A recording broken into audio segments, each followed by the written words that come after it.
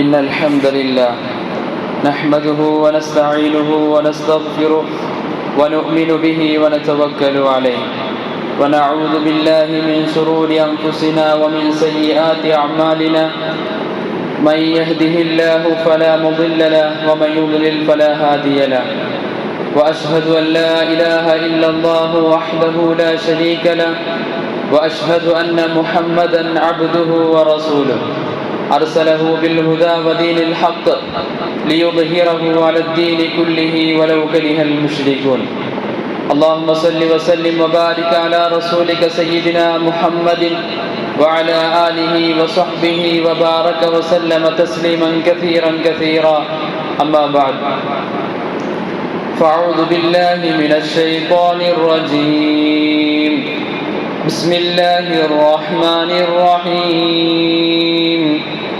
والذين هاجروا في الله من بعد ما ظلموا لنبوئنهم في الدنيا حسنة ولأجر الآخرة أكبر لو كانوا يعلمون صدق الله العظيم أيها الناس أوصيكم عباد الله ونفسي أولا بتقوى الله قال الله سبحانه وتعالى في القرآن المجيد يا أيها الذين آمنوا اتقوا الله حق تقاته ولا تموتن إلا وأنتم مسلمون ഏറ്റവും സ്നേഹാദരങ്ങൾ നിറഞ്ഞ സത്യവിശ്വാസികളെ, ജീവിതത്തിൻ്റെ എല്ലാ നിമിഷങ്ങളിലും അള്ളാഹുവിനെ പരിപൂർണമായി തഖ്വ ചെയ്ത് ജീവിക്കണേ എന്ന് എന്നോടും നിങ്ങളോടും ഓർമ്മപ്പെടുത്തുകയാണ്, വസിയ്യത്ത് ചെയ്യുകയാണ്.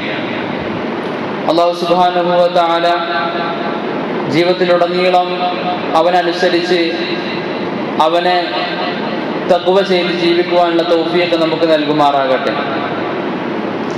പ്രിയപ്പെട്ട മുഅ്മിനീങ്ങളെ, ഇന്ന് മുഹറം മാസം 3-ാം തീയതിയാണ്. മുഹറം മാസം എന്നുള്ളത് ഇസ്ലാമിക കലണ്ടർ പ്രകാരം ഒരു പുതിയ വർഷത്തിൻ്റെ തുടക്കമാണ്. ലോകത്ത് പ്രധാനമായിട്ടും 2 രീതിയിലുള്ള കലണ്ടറുകളാണുള്ളത്. ഒന്ന് സൂര്യനെ കേന്ദ്രീകരിച്ചുകൊണ്ട്, സൂര്യനെ അടിസ്ഥാനപ്പെടുത്തിക്കൊണ്ട് സോളാർ കലണ്ടറുണ്ട്, സൗര കലണ്ടർ എന്ന് നമ്മൾ മലയാളത്തിൽ പറയും. രണ്ടാമത്തത് ചന്ദ്രനെ കേന്ദ്രീകരിച്ചുകൊണ്ട് ലൂണാർ കലണ്ടർ ഉണ്ട്, ചാന്ദ്ര കലണ്ടർ ഉണ്ട്. ഇങ്ങനെ 2 രീതിയിലുള്ള കലണ്ടറുകളാണ് നമ്മൾ ഉപയോഗിച്ചു കൊണ്ടിരിക്കുന്നത്. സൂര്യനെ കേന്ദ്രീകരിച്ചുകൊണ്ടുള്ള കലണ്ടറിൻ്റെ ഒരു ഉദാഹരണമാണ് ഗ്രിഗോറിയൻ കലണ്ടർ. അതൊരു ക്രൈസ്തവ പോപ്പ് ഉണ്ടാക്കിയ കലണ്ടറാണ്. അതാണ് ഇന്ന് ഒട്ടുമിക്ക സ്ഥലങ്ങളിലും ഉപയോഗത്തിലുള്ളത്. നമ്മളിന്ന് നമ്മുടെ ചുമരുകളിലൊക്കെ കാണുന്ന ഇംഗ്ലീഷ് കലണ്ടർ, അതാണ് ശരിക്കും ഗ്രിഗോറിയൻ കലണ്ടർ എന്ന് പറയുന്നത്. രണ്ടാമത്തത് ചാന്ദ്ര കലണ്ടറാണ്. ആ ചാന്ദ്ര കലണ്ടറിനെ അടിസ്ഥാനപ്പെടുത്തിക്കൊണ്ടാണ് വിശുദ്ധ ദീനുൽ ഇസ്ലാമിൻ്റെ ഹിജ്രി കലണ്ടർ നിർമ്മിക്കപ്പെട്ടിരിക്കുന്നത്. യൂറോപ്യൻ സംസ്കാരത്തിൻ്റെ അധിനിവേശത്തിന്റെ ഭാഗമായിക്കൊണ്ട് നമ്മുടെയൊക്കെ ജീവിതത്തിൽ നിന്ന് ഇന്ന് ഹിജ്രി കലണ്ടർ നാമാവശേഷമായിട്ടുണ്ട്. ഹിജ്രി കലണ്ടർ ഉപയോഗിക്കുന്നവർ വളരെ കുറവാണ്. അത് കണ്ടവർ പോലും പുതിയ തലമുറയിൽ വളരെ വിരളമായിരിക്കും എന്നതാണ് യാഥാർത്ഥ്യം.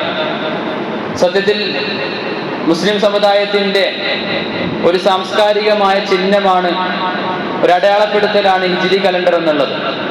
അതൊരിക്കലും നമ്മൾ ഉപേക്ഷിക്കരുത്, മറന്നു പോകരുത്. അത് നമ്മുടെ ഓർമ്മയിൽ എപ്പോഴും ഉണ്ടായിരിക്കണം. പുതിയ തലമുറയിലേക്ക് അത് പകർന്നു കൊടുക്കാൻ നമുക്ക് സാധിക്കണം. ഹിജ്രി കലണ്ടർ നിർമ്മിച്ചത് ബഹുമാനപ്പെട്ട ഉമർ ബിൻ ഖത്താബ് റളിയല്ലാഹു അൻഹുവിന്റെ ഭരണകാലഘട്ടത്തിലാണ്. ഉമർ റളിയല്ലാഹു അൻഹുവിന്റെ ഭരണകാലഘട്ടത്തിൽ അബൂ മൂസ അശ്അരി റളിയല്ലാഹു അൻഹു, അദ്ദേഹം യമനിലെ ഗവർണറായിരുന്നു.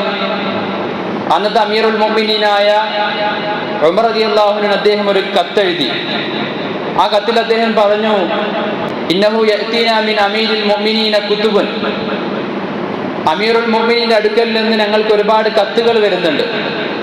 പക്ഷെ ലൈസ ലഹാ താരീഖുൻ, അതിലൊന്നും ഡേറ്റ് ഇല്ല, താരീഖ് ഇല്ല എന്ന് അദ്ദേഹം ഓർമ്മപ്പെടുത്തി. അപ്പം അതുകൊണ്ട് തന്നെ ഡേറ്റ് ഇല്ലാത്തത് കൊണ്ട് ഏതാണ് പുതിയ കത്ത് എന്ന് തിരിച്ചറിയാൻ കഴിയുന്നില്ല. ഇത് ഭരണപരമായ ഒരു പ്രതിസന്ധിയിലേക്ക് കൊണ്ടുപോകുമെന്ന് അബൂ മുസ അശ്അരി റളിയല്ലാഹു അൻഹു ഉമർ റളിയല്ലാഹു അൻഹു സൂചിപ്പിച്ചു. അങ്ങനെയാണ് ഉമർ റളിയല്ലാഹു അൻഹു അന്നത്തെ പ്രമുഖരായ പല സ്വഹാബികളെയും ഒരുമിച്ച് കൂട്ടിക്കൊണ്ടൊരു ചർച്ച നടത്തി. നമുക്ക് സ്വന്തമായിട്ടൊരു കലണ്ടർ വേണം, മുസ്ലിമീങ്ങൾക്ക് സ്വന്തമായി ഒരു കലണ്ടർ വേണം എന്ന അടിസ്ഥാനത്തിൽ ചർച്ച നടന്നു. ആ ചർച്ചയിൽ പ്രധാനമായിട്ടും ഉയർന്നു വന്ന ഒരു കാര്യം, നമ്മൾ സ്വന്തമായിട്ടൊരു കലണ്ടർ ഉണ്ടാക്കുമ്പോൾ എന്ത് സംഭവത്തിന്റെ അടിസ്ഥാനത്തിലാണ് കലണ്ടർ ആരംഭിക്കുക? അപ്പൊ നമ്മൾ ഇന്ന് കാണുന്ന ഗ്രിഗോറിയൻ കലണ്ടർ, അത് യേശുവിന്റെ അഥവാ ഈസാ നബി അലൈഹി സ്വലാത്തു വസ്സലാമിന്റെ ജന്മത്തെ അടിസ്ഥാനമാക്കിക്കൊണ്ടാണ് തയ്യാറാക്കിയിട്ടുള്ളത്. എന്നാൽ മുസ്ലിം സമുദായത്തിന്റെ ഈ ഹിജ്രി കലണ്ടർ, അത് എന്ന് മുതൽ എന്ത് സംഭവത്തിന്റെ അടിസ്ഥാനത്തിൽ നമുക്ക് ആരംഭിക്കാൻ പറ്റും എന്ന വിഷയത്തിൽ സ്വഹാബാക്കൾക്കിടയിൽ ചർച്ച നടന്നു. ചില സ്വഹാബാക്കൾ പറഞ്ഞു, റസൂലുള്ളാഹി സ്വല്ലല്ലാഹു അലൈഹി വസല്ലം തങ്ങളുടെ ജന്മദിനത്തെ അടിസ്ഥാനപ്പെടുത്തിക്കൊണ്ട് നമുക്ക് കലണ്ടർ ആരംഭിക്കാം. മറ്റു ചില സ്വഹാബാക്കൾ പറഞ്ഞു, അത് വേണ്ട, നമുക്ക് പ്രവാചകത്വം ലഭിച്ചത് മുതലുള്ള സംഭവത്തെ അടിസ്ഥാനമാക്കിക്കൊണ്ട് കലണ്ടർ രൂപീകരിക്കാം. മറ്റു ചില സ്വഹാബാക്കൾ പറഞ്ഞു, റസൂലുള്ളാഹി സ്വല്ലല്ലാഹു അലൈഹി വസല്ലം തങ്ങളുടെ വിയോഗത്തെ അടിസ്ഥാനപ്പെടുത്തിക്കൊണ്ട് നമുക്ക് കലണ്ടർ ഉണ്ടാക്കാം. അങ്ങനെ പല രീതിയിലുള്ള അഭിപ്രായങ്ങൾ വന്നു. ആ അഭിപ്രായങ്ങളിൽ നിന്നും തെരഞ്ഞെടുത്ത അഭിപ്രായം ബഹുമാനപ്പെട്ട അലി റളിയല്ലാഹു അൻഹുവും ഉമർ റളിയല്ലാഹു അൻഹുവും മുന്നോട്ട് വെച്ച അഭിപ്രായമായിരുന്നു. ആ അഭിപ്രായമാണ് നമുക്ക് ഹിജ്റ എന്ന സംഭവത്തെ അടിസ്ഥാനപ്പെടുത്തിക്കൊണ്ട് കലണ്ടർ ആരംഭിക്കാം എന്നുള്ളത്. അങ്ങനെയാണ് ഹിജ്രി കലണ്ടർ എന്നുള്ള പേര് ഈ കലണ്ടറിന് വരുന്നതും ഹിജ്റയെ അടിസ്ഥാനപ്പെടുത്തിക്കൊണ്ട് ഇസ്ലാമിക ചരിത്രത്തിൽ ആദ്യമായിട്ട് കലണ്ടർ രൂപപ്പെടുന്നത്. സത്യവിശ്വാസികളെ സംബന്ധിച്ചിടത്തോളം നബി സല്ലല്ലാഹു അലൈഹി വസല്ലം തങ്ങളുടെ ജനനം എന്നുള്ളത് ഏറ്റവും പ്രധാനപ്പെട്ട ഒരു കാര്യമാണ്, സന്തോഷമുണ്ടാക്കുന്ന കാര്യമാണ്. നബിതങ്ങളുടെ പ്രവാചകത്വം ലഭിക്കുന്ന ദിവസം എന്നുള്ളത് സന്തോഷമുണ്ടാക്കുന്ന കാര്യമാണ്. പക്ഷെ അതൊക്കെ ഉണ്ടായിട്ടും എന്തുകൊണ്ട് സ്വഹാബികൾ ഹിജ്റയെ തെരഞ്ഞെടുത്തു എന്ന് ചോദിച്ചാൽ, ഇസ്ലാമിക ചരിത്രത്തിൽ ഇസ്ലാമിന്റെ ഗതി നിർണയിച്ച ഏറ്റവും പ്രധാനപ്പെട്ട ഒരു സംഭവമാണ് ഹിജ്റ എന്നുള്ള സംഭവം. മക്കയിൽ നിന്ന് റസൂലുള്ളാഹി സ്വല്ലല്ലാഹു അലൈഹി വസല്ലം തങ്ങളും സ്വഹാബാക്കളും മദീനയിലേക്ക് പലായനം ചെയ്ത സംഭവത്തിനാണ് ഹിജ്റ എന്ന് പറയുന്നത്. ആ ഹിജ്റ ഇസ്ലാമിക ചരിത്രത്തിൽ എത്രത്തോളം ഇമ്പാക്റ്റ് ഉണ്ടാക്കിയിട്ടുണ്ട്, എത്രത്തോളം അതിന്റെ അനുരണനങ്ങൾ മുസ്ലിം സമുദായത്തിന്റെ ജീവിതത്തിൽ ഉണ്ടാക്കിയിട്ടുണ്ട് എന്ന് നമ്മൾ പരിശോധിച്ച് നോക്കുകയാണെങ്കിൽ ആ ഹിജ്റയുടെ തൊട്ട് മുമ്പുള്ള പശ്ചാത്തലം നമ്മളൊന്ന് അറിയണം. ഏത് സന്ദർഭത്തിലാണ് ഹിജ്റ നടക്കുന്നത് എന്ന് നമ്മൾ മനസ്സിലാക്കണം. പ്രമുഖരായ പല സ്വഹാബികളും ഇസ്ലാം എന്ന ആദർശത്തെ സ്വീകരിച്ചു എന്ന ഒറ്റ കാരണത്തിന്റെ പേരിൽ ക്രൂരമായ രൂപത്തിൽ ആക്രമിക്കപ്പെട്ടു, പീഡിപ്പിക്കപ്പെട്ടു. ബിലാൽ ഇബ്നു റവാഹ റളിയല്ലാഹു അൻഹുവിനെ അദ്ദേഹത്തിന്റെ യജമാനനായിരുന്ന ഉമയ്യത്ത് ഇബ്നു ഖലഫ് ചുട്ടുപൊള്ളുന്ന മണലാരണ്യത്തിൽ മലർത്തി കടത്തിയിട്ട് അദ്ദേഹത്തിന്റെ നെഞ്ചിലേക്ക് കഠിനമായ ഭാരമുള്ള പാറക്കല്ല് എടുത്തു വെക്കുമായിരുന്നു. ഈ പാറക്കല്ല് നെഞ്ചിലേക്ക് എടുത്തു വെച്ചിട്ട് അദ്ദേഹത്തോട് പറയും, ഉമയ്യത്ത് ഇബ്നു ഖലഫ്, നീ ഇസ്ലാം എന്ന ആദർശത്തിൽ നിന്ന് പിന്നോട്ട് മാറണം. ബിലാൽ റളിയല്ലാഹു അൻഹു ശരീരത്തിന്റെ താഴെ ചുട്ടുപൊള്ളുന്ന മണലാണ്, മുകളിൽ അതിശക്തമായ ഭാരമുള്ള കരിങ്കല്ലാണ്. എന്നിട്ടും ബിലാൽ ഇബ്നു റവാഹ റളിയല്ലാഹു അൻഹു ഒരിക്കൽ പോലും ഞാൻ ഇസ്ലാമിൽ നിന്ന് പിന്മാറുമെന്ന വാക്ക് അദ്ദേഹം പറഞ്ഞിട്ടില്ല. അദ്ദേഹം പറഞ്ഞത് മുഴുവനും ഞാൻ മരിക്കുന്നത് വരെ ഈ ആദർശത്തിൽ ഉറച്ചു നിൽക്കുമെന്നുള്ളതായിരുന്നു.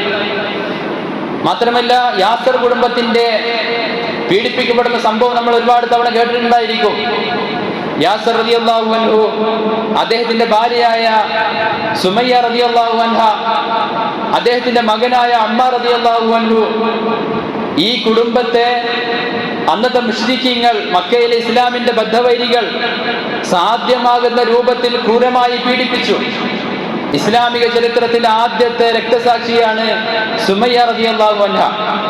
സുമയ്യ റളിയല്ലാഹു അൻഹയെ ചുട്ടുപൊള്ളുന്ന മണലിൽ കിടത്തി രണ്ട് കൈകളും പിടിച്ചു വലിച്ചു കെട്ടി രണ്ട് കാലുകളും പിടിച്ചു വലിച്ചു കെട്ടി സുമയ്യ റളിയല്ലാഹു അൻഹയെ ക്രൂരമായി വേദനിപ്പിച്ചു. എന്നിട്ട് ഇസ്ലാമിൽ നിന്ന് പിന്തിരിയണമെന്ന് പറഞ്ഞു. ഇത്രയും വേദന സഹിക്കുന്ന സമയത്ത് പോലും സുമയ്യ റളിയല്ലാഹു അൻഹ ഒരു സ്ത്രീയാണ്. ആ സ്ത്രീ പറഞ്ഞത്, നിങ്ങൾ എന്നെ എന്ത് ചെയ്താലും ശരി, ഇസ്ലാം എന്ന് പറയുന്ന ഈ ആദർശത്തിൽ ഞാൻ പിന്നോട്ട് മാറില്ല എന്നുള്ളതായിരുന്നു. അവസാനം സുമയ്യ റളിയല്ലാഹു അൻഹയുടെ ഗുഹ്യ ഭാഗത്തേക്ക് ഒരു കടാര കുത്തിയിറക്കി. അങ്ങനെയാണ് സുമയ്യ റളിയല്ലാഹു അൻഹ ഈ ലോകത്ത് നിന്ന് വിട പറയുന്നത്. ഇസ്ലാമിക ചരിത്രത്തിൽ ആദ്യത്തെ രക്തസാക്ഷിയായിട്ട് മാറുന്നത്. അതുപോലെ തന്നെയാണ് തന്റെ മകനായ അമ്മാർ റളിയല്ലാഹു അൻഹുവിനെ പീഡിപ്പിച്ചത്. ക്രൂരമായ പീഡനം മുസ്ലിം സമുദായത്തിലെ ഓരോ അംഗത്തിനെതിരെയും അഴിച്ചുവിട്ടുകൊണ്ടിരിക്കുന്ന സന്ദർഭത്തിലാണ് ഹിജ്റ നടക്കുന്നത്. അതുപോലെ തന്നെ മുസ്ലിം സമുദായത്തിന് നേരെ സാമ്പത്തികവും സാമൂഹികവുമായ ഉപരോധം ഏർപ്പെടുത്തി ഷിഅബ് അബീ ത്വാലിബിൽ. എത്രത്തോളം എന്നാൽ റസൂലുള്ളാഹി സ്വല്ലല്ലാഹു അലൈഹി വസല്ലം തങ്ങളും സ്വഹാബത്തും അവിടുത്തെ കുടുംബവും ഏകദേശം 3 വർഷത്തോളം വെറും പച്ചിലയും വെള്ളവും മാത്രം കുടിച്ചുകൊണ്ട് അവർ ജീവിച്ചു എന്നാണ് ചരിത്രത്തിൽ നമുക്ക് കാണാൻ സാധിക്കുക. വെറും പച്ചവെള്ളവും പച്ചിലയും മാത്രം ഭക്ഷിച്ച് ജീവിക്കേണ്ട ഒരു സാഹചര്യം മുസ്ലിം സമുദായത്തിന് അന്ന് സൃഷ്ടിക്കപ്പെട്ടു. അതുപോലെ തന്നെ ഖബ്ബാബ് ബിൻ അറത്ത് റളിയല്ലാഹു അൻഹു അദ്ദേഹത്തിനെ പറ്റി പറയുന്നുണ്ട്, കഠിനമായ കരിങ്കല്ല് ചൂടാക്കി ആ കരിങ്കല്ലിന്റെ പുറത്ത് അദ്ദേഹത്തിനെ കിടത്തുമായിരുന്നു. എന്നിട്ട് കിടത്തിയിട്ട് അദ്ദേഹത്തിനോട് പറയും, ഇസ്ലാം എന്ന ആദർശത്തിൽ നിന്ന് പിന്മാറണം. ഖബ്ബാബ് ബിൻ അറത്ത് റളിയല്ലാഹു അൻഹു പറഞ്ഞത്, നിങ്ങൾ എന്നെ എത്ര പീഡിപ്പിച്ചാലും ശരി, ഈ ഇസ്ലാം എന്ന് പറയുന്ന ആദർശത്തിൽ നിന്ന് ഞാൻ പിന്മാറില്ല എന്നുള്ളതായിരുന്നു. അത്രമാത്രം ക്രൂരമായ രീതിയിൽ പീഡിപ്പിക്കപ്പെടുമ്പോഴാണ് ഹിജ്റ എന്ന് പറയുന്ന സംഭവം നടക്കുന്നത്. നമ്മൾ നോക്കൂ, ഹിജ്റ എന്ന് പറയുന്നത് കേവലം ഒരു നാട് വിട്ടുപോകലല്ല, ഒരു നാട്ടിൽ നിന്ന് മറ്റൊരു നാട്ടിലേക്കുള്ള യാത്രക്കല്ല ഹിജ്റ എന്ന് പറയുന്നത്. അത്രയും കാലം അവർ ജനിച്ചു വളർന്ന നാട് അവർക്ക് നഷ്ടപ്പെടുകയാണ്. നമ്മുടെ ഭാഷയിൽ പറഞ്ഞാൽ നമ്മുടെ അഡ്രസ് നഷ്ടപ്പെടുകയാണ്. നമ്മൾ ആരാണെന്ന് ചോദിച്ചാൽ ഇന്ന സ്ഥലത്തെ ഇന്ന ആളുടെ മകനാണ് എന്ന് നമ്മൾ സാധാരണ പറയാറുള്ളത്. അങ്ങനെ ഒരു അഡ്രസ് ഇവർക്ക് ഇല്ലാതെയായി തീരുകയാണ്. ജനിക്കപ്പെട്ട നാട്ടിൽ നിന്നും പുറന്തള്ളപ്പെടുകയാണ്. റസൂലുള്ളാഹി സ്വല്ലല്ലാഹു അലൈഹി വസല്ലം തങ്ങൾ ഹിജ്റയുടെ വേളയിൽ മക്കയിൽ നിന്ന് മദീനയിലേക്ക് പോകുമ്പോൾ മക്കയെ നോക്കിക്കൊണ്ടൊരു സംഭാഷണം നടത്തുന്നുണ്ട്. ചരിത്രം വായിക്കുന്ന ഓരോരുത്തർക്കും കരഞ്ഞിട്ടല്ലാതെ ആ ഭാഗം വായിച്ചു തീർക്കാൻ കഴിയില്ല. മക്കയെ നോക്കിക്കൊണ്ട് റസൂലുള്ളാഹി സ്വല്ലല്ലാഹു അലൈഹി വസല്ലം തങ്ങൾ പറയുകയാണ്, ഹേ മക്ക, നിന്റെ ആളുകൾ എന്നെ പുറത്താക്കിയിട്ടില്ലായിരുന്നുവെങ്കിൽ എന്റെ മരണം വരെ ഞാൻ ഈ മണ്ണോട് ചേർന്ന് നിൽക്കുമായിരുന്നു എന്ന് തുടങ്ങുന്ന സംഭാഷണമാണ്. വൈകാരികമായിട്ട് മക്കയെ വിളിച്ചുകൊണ്ട് റസൂലുള്ളാഹി സ്വല്ലല്ലാഹു അലൈഹി വസല്ലം തങ്ങൾ സംസാരിക്കുകയാണ്. ഏതൊരാൾക്കും ജനിച്ച നാട് എന്നുള്ളത് അത്രയും പ്രധാനപ്പെട്ടതാണ്. സ്വഹാബാക്കൾ അവർ ജനിച്ചു വളർന്ന ആ നാട് ഇസ്ലാമിക ആദർശത്തിന്റെ സംരക്ഷണത്തിന് വേണ്ടി ഉപേക്ഷിക്കുകയായിരുന്നു. ഇതിനാണ് ഹിജ്റ എന്ന് പറയുന്നത്. നമ്മൾ ആ ഒരു സാമൂഹിക അന്തരീക്ഷം ആലോചിച്ച് നോക്കണം, ആ ഒരു മാനസികമായ അവസ്ഥ ആലോചിച്ച് നോക്കണം. നാട് മാത്രമല്ല ഒഴിവാക്കുന്നത്, പല സ്വഹാബികൾക്കും കുടുംബത്തെ നഷ്ടപ്പെട്ടു പോയി. ബഹുമാനപ്പെട്ട അബൂ സലമ റളിയല്ലാഹു അൻഹു അദ്ദേഹം ഇസ്ലാം സ്വീകരിച്ചു. അതിന്റെ പേരിൽ ക്രൂരമായ രീതിയിൽ ആക്രമിക്കപ്പെട്ടു. ഹിജ്റക്ക് അനുവാദം ലഭിച്ചപ്പോൾ അദ്ദേഹം ഹിജ്റക്ക് വേണ്ടി തയ്യാറായി. അദ്ദേഹത്തിന്റെ കൂടെ ഉണ്ടായിരുന്ന അദ്ദേഹത്തിന്റെ ഭാര്യ ഉമ്മു സലമ റളിയല്ലാഹു അൻഹ, അവരും ഇസ്ലാം സ്വീകരിച്ച സ്വഹാബി വനിതയാണ്. അവരും ഹിജ്റക്ക് വേണ്ടി തയ്യാറായി. അവരുടെ കൂടെ ഒരു കുഞ്ഞു കുട്ടി ഉണ്ടായിരുന്നു. ആ കുട്ടിയെയും എടുത്തുകൊണ്ട് ഈ 3 പേര് അടങ്ങുന്ന കുടുംബം ഹിജ്റക്ക് വേണ്ടി യാത്ര തിരിച്ചു. യാത്രക്കിടയിലാണ് ഉമ്മു സലമയുടെ കുടുംബം ഇവരെ തടഞ്ഞത്. ഉമ്മു സലമയുടെ കുടുംബം ഇവരുടെ മുന്നിൽ തടസ്സമായിട്ട് നിന്നു. എന്നിട്ട് പറഞ്ഞു, നിങ്ങൾ പറയുന്ന ആദർശമൊക്കെ കൊള്ളാം, പക്ഷേ ഉമ്മു സലമ എന്നുള്ളത് ഞങ്ങളുടെ പെണ്ണാണ്, അവൾ ഞങ്ങളുടെ മകളാണ്, അതുകൊണ്ട് അവളെ മക്ക വിട്ട് കൊണ്ടുപോകാൻ ഞങ്ങൾ അനുവദിക്കുകയില്ല എന്ന് ബഹുമാനപ്പെട്ട അബൂ സലമ റളിയല്ലാഹു അൻഹുവിനോട് ഉമ്മു സലമയുടെ കുടുംബക്കാർ പറഞ്ഞു. അബൂ സലമ റളിയല്ലാഹു അൻഹു ആദ്യമൊക്കെ കുറെ സംസാരിച്ചു നോക്കി, പക്ഷെ രക്ഷയില്ല, സമ്മതിക്കുന്നില്ല. ഭാര്യ നഷ്ടപ്പെടാൻ പോവുകയാണ്. എന്നാൽ അതിനേക്കാൾ കഠിനമായ മറ്റൊരു സാഹചര്യം ഉടനെ വരുന്നു. അബൂ സലമയുടെ കുടുംബം അവിടെ വന്നു ഈ പ്രശ്നം അറിഞ്ഞിട്ട്. എന്നിട്ട് അബൂ സലമയുടെ കുടുംബം വന്നിട്ട് പറഞ്ഞു, പെണ്ണിനെ നിങ്ങൾ എന്ത് വേണമെങ്കിലും ചെയ്തോളൂ, കൊണ്ടുപോകണമെങ്കിൽ കൊണ്ടുപോയിക്കോളൂ, ഇവിടെ നിർത്തണമെങ്കിൽ നിർത്തിക്കോളൂ, പക്ഷേ ഈ മകൻ, നിങ്ങളുടെ കയ്യിലുള്ള ഈ കുഞ്ഞ്, അത് ഞങ്ങളുടെ രക്തത്തിലുള്ള കുഞ്ഞാണ്, ഈ കുഞ്ഞിനെ മക്ക വിട്ട് കൊണ്ടുപോകാൻ ഞങ്ങൾ അനുവദിക്കുകയില്ല എന്ന് അബൂ സലമയുടെ മുഖത്ത് നോക്കിക്കൊണ്ട് അബൂ സലമയുടെ കുടുംബം പറയുകയാണ്. നമ്മൾ ആലോചിച്ച് നോക്കണം അബൂ സലമയുടെ മാനസികമായ അവസ്ഥ. ഭാര്യ നഷ്ടപ്പെടുന്നു, അതിനേക്കാളേറെ പ്രിയപ്പെട്ട പിഞ്ചു പൈതൽ, ആ പൈതലിനെ ഒറ്റക്കാക്കി പോകേണ്ട ഒരു സാഹചര്യം വരികയാണ്. അബൂ സലമ റളിയല്ലാഹു അൻഹു ഇത്ര ക്രൂരമായ ഒരു സാഹചര്യം അവിടെ സൃഷ്ടിക്കപ്പെട്ടിട്ടും ഇസ്ലാമിൽ നിന്ന് ഒരടി പോലും അദ്ദേഹം പിന്നോട്ട് മാറിയില്ല. ഇത് മാത്രമല്ല സ്വഹാബാക്കളുടെ അവസ്ഥ. ചില സ്വഹാബാക്കൾ മക്കയിൽ നിന്ന് മദീനയിലേക്ക് ഹിജ്റ പോകുമ്പോൾ അവരെ മക്കയിലുള്ള ആളുകൾ തടഞ്ഞു നിർത്തി. ബഹുമാനപ്പെട്ട സുഹൈബ് റളിയല്ലാഹു അൻഹു, അദ്ദേഹത്തിനെ പറ്റി ചരിത്രത്തിൽ കാണാം, അദ്ദേഹം ഒരു മക്കക്കാരനല്ല, അദ്ദേഹം മക്കയിലേക്ക് താമസിച്ച ആളാണ്. അദ്ദേഹം കുറെ കാലം മക്കയിൽ താമസിച്ചു. ഹിജ്റയുടെ സന്ദർഭത്തിൽ മക്കയിൽ നിന്ന് അദ്ദേഹം മദീനയിലേക്ക് പോകുമ്പോൾ ശത്രുക്കൾ അദ്ദേഹത്തിനെ തടഞ്ഞു. എന്നിട്ട് പറഞ്ഞു, സുഹൈബ്, നീ മക്കക്കാരനല്ല, അതുകൊണ്ട് നീ മക്ക വിട്ടു പോകുന്നതിന് ഞങ്ങൾക്ക് പ്രശ്നമില്ല. പക്ഷെ നീ മക്ക വിട്ടു പോകുന്നതിന് മുമ്പ് ഈ മക്കയിൽ നിന്ന് വന്ന് നീ സമ്പാദിച്ച നിന്റെ മുഴുവൻ സമ്പത്തും ഇവിടെ വെച്ചിട്ടേ പോവാവൂ എന്ന് സുഹൈബ് റളിയല്ലാഹു അൻഹുവിനോട് ശത്രുക്കൾ പറഞ്ഞു. സുഹൈബ് റളിയല്ലാഹു അൻഹു മക്കയിലേക്ക് വരുമ്പോൾ ദരിദ്രനാണ്, പക്ഷെ കഠിനമായി ജോലി ചെയ്ത് അദ്ദേഹം വലിയ സമ്പന്നനായി തീർന്നിട്ടുണ്ടായിരുന്നു. പക്ഷെ അദ്ദേഹത്തിന്റെ മുന്നിൽ ഒരു പ്രതിസന്ധി വരികയാണ്. അദ്ദേഹം ജീവിതകാലം മുഴുവനും സമ്പാദിച്ച ഈ സമ്പാദ്യം ഇസ്ലാം സ്വീകരിച്ചു എന്നൊക്കെ കാരണത്തിന്റെ പേരിൽ മക്കയിൽ ഉപേക്ഷിക്കേണ്ട ഒരു സാഹചര്യം വരികയാണ്. എന്റെ സമ്പത്ത് മുഴുവനും നിങ്ങൾക്ക് തന്നാൽ ഈ മക്ക വിട്ടുപോകാൻ എന്നെ അനുവദിക്കുമോ എന്ന് അദ്ദേഹം ചോദിക്കുകയാണ്. സുഹൈബ് റളിയല്ലാഹു അൻഹു അവർ പറഞ്ഞു, അതെ, താങ്കളുടെ സമ്പത്ത് മുഴുവൻ ഇവിടെ ഇട്ടു പോവുകയാണ് എങ്കിൽ താങ്കൾക്ക് മദീനയിലേക്ക് പോകാം എന്ന് പറഞ്ഞു. അങ്ങനെ സുഹൈബ് റളിയല്ലാഹു അൻഹു അത്രയും കാലം സമ്പാദിച്ച സമ്പാദ്യം മുഴുവനും മക്കയിൽ ഉപേക്ഷിച്ചുകൊണ്ട് മദീനയിലേക്ക് യാത്ര പോവുകയാണ്. നമ്മൾ സ്വഹാബാക്കളുടെ മാനസികമായ അവസ്ഥ പരിശോധിക്കണം. ജനിച്ച നാട് വിടുന്നു, ഭാര്യയെ വിടുന്നു, കുടുംബത്തെ വിടുന്നു, സമ്പാദ്യം മുഴുവനും വിടുന്നു. ഇതിന്റെ പേരാണ് ഹിജ്റ എന്നുള്ളത്. ഈ ഹിജ്റയെ ഓർമ്മപ്പെടുത്തിക്കൊണ്ടാണ് ഓരോ പുതുവർഷവും നമ്മളിലേക്ക് വരുമ്പോൾ നമ്മൾ സംസാരിക്കുന്നത് ഹിജ്റയെ പറ്റി. നമ്മൾ ആലോചിച്ച് നോക്കേണ്ടത്, മുഹമ്മദ് സല്ലല്ലാഹു അലൈഹി വസല്ലം തങ്ങൾ എന്ന ഒരു ചെറുപ്പക്കാരനായ യതീമായ ഒരു മനുഷ്യനെ വിശ്വസിച്ചുകൊണ്ടായിരുന്നോ ഇത്രയും ജനങ്ങൾ അവരുടെ കുടുംബവും അവരുടെ നാടും അതുപോലെ തന്നെ അവരുടെ സമ്പത്തുമൊക്കെ ഉപേക്ഷിച്ച് മക്കയിലേക്ക് പോയത്? മുഹമ്മദ് സല്ലല്ലാഹു അലൈഹി വസല്ലം തങ്ങളെ സംബന്ധിച്ചിടത്തോളം തന്റെ കൂടെ വരുന്ന സ്വഹാബാക്കളെ സംരക്ഷിക്കുവാനുള്ള യാതൊരു കഴിവും നബി തങ്ങൾക്ക് ഉണ്ടായിരുന്നില്ല ഭൗതികമായിട്ട് നോക്കുമ്പോൾ. കാരണം നബി സല്ലല്ലാഹു അലൈഹി വസല്ലം തങ്ങൾ തന്നെ ആക്രമിക്കപ്പെട്ട സംഭവങ്ങൾ ധാരാളം ഉണ്ടായിട്ടുണ്ട്. നബി തങ്ങൾ കഅബയുടെ അടുത്തിരിക്കുമ്പോൾ നബി തങ്ങളുടെ കഴുത്ത് മുറുക്കിക്കൊല്ലുവാൻ ചില ശത്രുക്കൾ ശ്രമിച്ചിട്ടുണ്ടായിരുന്നു. ആ സമയത്തൊന്നും നബി തങ്ങൾക്ക് പ്രതിരോധിക്കാൻ സാധിച്ചിട്ടുണ്ടായിരുന്നില്ല. നബി സല്ലല്ലാഹു അലൈഹി വസല്ലം തങ്ങളുടെ കയ്യിൽ മതിയായ സാമ്പത്തികമായ അവസ്ഥയില്ല, അതുപോലെ തന്നെ ശക്തമായ ഒരു ടീം നബി തങ്ങളുടെ പിന്നിലില്ല. ഇതൊന്നും ഇല്ലാത്ത ഒരു വ്യക്തിയെ ആശ്രയിച്ചുകൊണ്ടായിരുന്നില്ല ആ സ്വഹാബാക്കൾ നബി സല്ലല്ലാഹു അലൈഹി വസല്ലം തങ്ങളുടെ പിന്നാലെ പോയത്.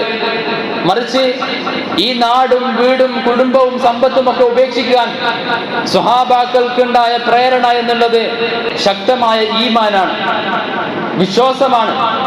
ആ വിശ്വാസം സ്വഹാബാക്കളിൽ ഉണ്ടാക്കി കൊടുത്തത് വിശുദ്ധ ഖുർആനാണ്. 10 വർഷം കൊണ്ട് സ്വഹാബാക്കളുടെ മനസ്സിൽ ഉണ്ടാക്കിയെടുത്ത വിപ്ലവത്തിന്റെ അനുരണനമായിരുന്നു ഹിജ്റ എന്ന് പറയുന്നത്. 10 വർഷം കൊണ്ട് സ്വഹാബാക്കളെ അവരുടെ സമ്പത്തിനേക്കാളും കുടുംബത്തിനേക്കാളും അവർക്ക് പ്രധാനപ്പെട്ടത് വിശുദ്ധ ദീനുൽ ഇസ്ലാമാണ് എന്ന് ചിന്തിക്കാൻ മാത്രം പോകുന്ന രൂപത്തിലേക്ക് അവരുടെ മാനസികമായ അവസ്ഥ വളർത്തിയെടുത്തു എന്നുള്ളതാണ്. നമ്മൾ ആലോചിച്ച് നോക്കേണ്ടത് അതേ വിശുദ്ധ ഖുർആനാണ് ഇന്ന് നമ്മുടെ കയ്യിലുള്ളത്. ഈ വിശുദ്ധ ഖുർആൻ പാരായണം ചെയ്യുമ്പോൾ അത് നമ്മുടെ ജീവിതത്തിൽ എന്തെങ്കിലും മാറ്റം വരുത്തുന്നുണ്ടോ എന്ന് നമ്മൾ ആത്മാർത്ഥമായിട്ട് ആലോചിക്കേണ്ടതുണ്ട്. സ്വഹാബാക്കളെ സംബന്ധിച്ചിടത്തോളം അവർ ഓരോ ആയത്തിറങ്ങുമ്പോഴും അത് ജീവിതത്തിൽ പ്രാവർത്തികമാക്കുമായിരുന്നു. ഒരു ആയത്ത് പഠിച്ചാൽ അത് ജീവിതത്തിൽ അമൽ ചെയ്യും, എന്നിട്ടാണ് അടുത്ത ആയത്ത് പഠിക്കുക. പ്രിയപ്പെട്ട മുഅ്മിനീങ്ങളെ, ഈ വിശുദ്ധ ഖുർആനിനെ കൂടുതൽ അടുത്തറിയുവാൻ, ഈ ഖുർആനിനെ പഠിക്കുവാൻ നമുക്ക് സാധ്യമാകേണ്ടതുണ്ട്. എങ്കിലാണ് ഏത് പ്രതിസന്ധി ഘട്ടത്തിലും അടിയുറച്ച ഈമാനോടുകൂടി പ്രതിസന്ധികളെ നമുക്ക് നേരിടാൻ സാധിക്കുകയുള്ളൂ. പ്രതിസന്ധികൾ നേരിടുവാൻ അടിയുറച്ച ഈമാൻ ഇല്ല എങ്കിൽ നമുക്ക് സാധ്യമാവുകയില്ല. പലപ്പോഴും ഇസ്ലാമിൽ നിന്ന് മുർത്തദായി പോകുന്ന, മാറിപ്പോകുന്ന സാഹചര്യം ഉണ്ടാകും. അതുകൊണ്ട് തന്നെ ശക്തമായ ഈമാൻ വേണമെങ്കിൽ വിശുദ്ധ ഖുർആനുമായിട്ട് നമുക്ക് ബന്ധമുണ്ടാകണം. ഹൃദയത്തിൽ ഈമാൻ രൂഢമൂലമാക്കണം. അല്ലാഹു സുബ്ഹാനഹു വ തആല നമുക്കതിന് തൗഫീഖ് നൽകുമാറാകട്ടെ. നമുക്ക് വിശുദ്ധ ഖുർആനിനെ കൂടുതൽ അടുത്തറിയുവാനും അതിനെ നമ്മുടെ ജീവിതത്തിന്റെ മാർഗരേഖയാക്കി മാറ്റുവാനും ഖുർആനിന്റെ ഓരോ ആയത്തുകളെയും ജീവിതത്തിൽ കൃത്യമായി പ്രാവർത്തികമാക്കുവാനും അല്ലാഹു തൗഫീഖ് നൽകുമാറാകട്ടെ. അല്ലാഹു സുബ്ഹാനഹു വ തആല ഏത് പ്രതിസന്ധിയുടെ കാലഘട്ടത്തിലും ഉറച്ച ഈമാനോടുകൂടി ജീവിക്കുവാനുള്ള തൗഫീഖ് നൽകുമാറാകട്ടെ.